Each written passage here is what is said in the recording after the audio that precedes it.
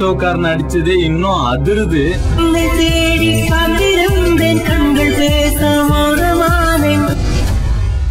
ஆளு பிகர் கிட்ட அடிமானத்தான் ஒருத்தர் நல்ல பிகர் கிடைக்கும்.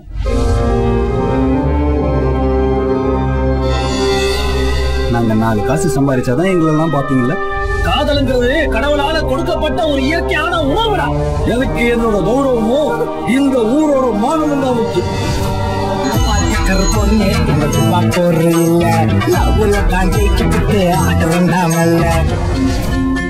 இந்நேரம் தூக்கிட்டு வந்து அந்த 4 பேர் என் காலடியில போட்டுருவோம்.